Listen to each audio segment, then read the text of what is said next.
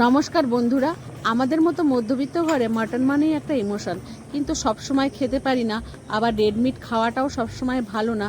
কিন্তু যখন কোনো অকেশন আসে মনে মনে ইচ্ছা হয় একটু মাটন রান্না করি। সেই রেসিপিটা তোমাদের সাথে শেয়ার করলাম। কাছে দূরে দেশে ও দেশের বাইরে সবাইকে এই রেসিপিটা দেখার জন্য অনুরোধ। প্রথমে মাটন এখানে 1 কেজি নিয়ে নিয়েছি। নুন আর হলুদ দিয়ে বেশ ভালো করে হাতে মেখে আধ ঘন্টার জন্য রেখে দেব। এরপরে মশলা তৈরি করে নেব। আদা, শুকনো লঙ্কা, রসুন, কাশ্মীরি শুকনো লঙ্কা, গোলমরিচ দিয়ে মশলাটাকে বেটে নেব। জিরে ধনে কিছুই দেব না। বেশ খানিকটা পেঁয়াজ কুচিয়ে নিয়েছি। কড়াই বসিয়ে পরিমাণ মতো সর্ষের তেল দিয়ে বেশ মাটন হবে আর আলু দেব না তা তো হয় না। বেশ বড় বড় আলু কেটে নিয়েছি। তেলের মধ্যে আলু দিয়ে সামান্য নুন ও সামান্য হলুদ দিয়ে আলুটাকে লাল করে ভেজে তুলে নেব। যারা নতুন বন্ধু আছে ইউটিউব থেকে দেখছো তারা আমার চ্যানেলটিকে সাবস্ক্রাইব করে নিও। ফেসবুক ও ইনস্টাগ্রাম থেকে দেখলে ফলো করে নিতে ভুলো না। আলুগুলো দেখো লাল করে ভাজা হয়ে গেছে। আলু তুলে নিয়ে আবারও কিছুটা পরিমাণ সর্ষের তেল দিয়ে জিরে তেজপাতা ফোড়ন দিয়ে দেব। আজকে আমি দই কিংবা টমেটো কিছুই দেব না। পুরোনো দিনে মা ঠাকুমারা যেমন রান্না করতেন কাঠের জালে খুব মন দিয়ে, সেইভাবেই আজকে আমি রান্নাটা করলাম।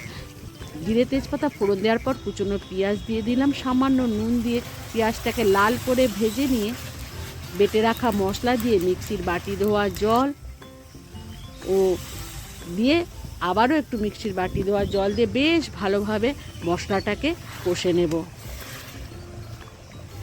আমি যেভাবে মাটন রান্না করছি তোমরাও একবার কাঠের জালে রান্না করে দেখো, খেতে কিন্তু অপূর্ব হয়েছিল। সামনে জামাই ষষ্ঠী, জামাইয়ের পাতে দিতে পারো এইভাবে রান্না করে।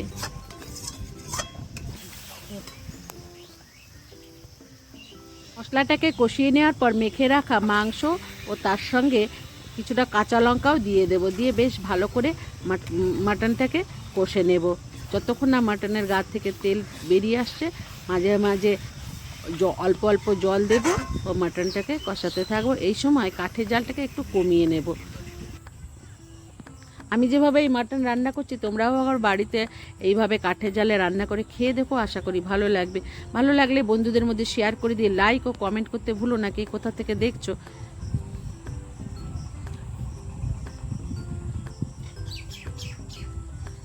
মাটনটা দেখো কষাতে কষাতে একদম কমেও এসছে, এরপর তেলও বেরিয়ে এসছে। এরপর ভেজে রাখা আলু দিয়ে দেব। বাবা 2 টুকরো আবার বললো পেঁপে দিয়ে দাও মা, ভালো করে সেদ্ধ হয়ে যাবে। আলু পেঁপে দিয়ে মিশিয়ে নিয়ে পরিমাণ মতো জল দিয়ে দেব। জলটা ফুটে উঠেছে, এর ফাঁকে ফুটতে থাকে, এর ফাঁকে আমি একটু গরম মশলা বেটে নিই। একটা ঢাকনা দিয়ে সেই সময় ঢাকা দিয়ে দিয়েছি। মাঝে ঢাকনাটা কিছুক্ষণ পর খুলে দিয়ে নেড়ে চেড়ে দেবো। আবারও একটা ঢাকনা দিয়ে ঢাকা দিয়ে দেব। কিছুক্ষণ পর ঢাকনা খুলে খুন্তি দিয়ে নেড়ে চেড়ে নেব। দেখো ঝোলটাও শুকিয়ে এসছে এবং মাংসটাও সেদ্ধ হয়ে গেছে। এরপর বেটে রাখা গরম মশলা দিয়ে খুন্তি দিয়ে নেড়ে চেড়ে আবারও একটা ঢাকনা দিয়ে ঢাকা রেখে দেবো কিছুক্ষণের জন্যে। কিছুক্ষণ পর ঢাকনা খুলে নামিয়ে গরম গরম পরিবেশন করব। আমি তো পরিবেশন করব লুচির সাথে। তোমরা কিসের সাথে পরিবেশন করবে সেটা কিন্তু কমেন্ট বক্সে জানাতে ভুলো না। আমি সুপ্রিয়া, আমার এই ছোট্ট চ্যানেলে তোমাদের সবাইকে স্বাগত জানাই। শুভ অনুষ্ঠান ভালো কাটুক, সবাই সুস্থ থাকো, ভালো থাকো। দেখা হবে অন্য কোনো রেসিপি নিয়ে। ধন্যবাদ।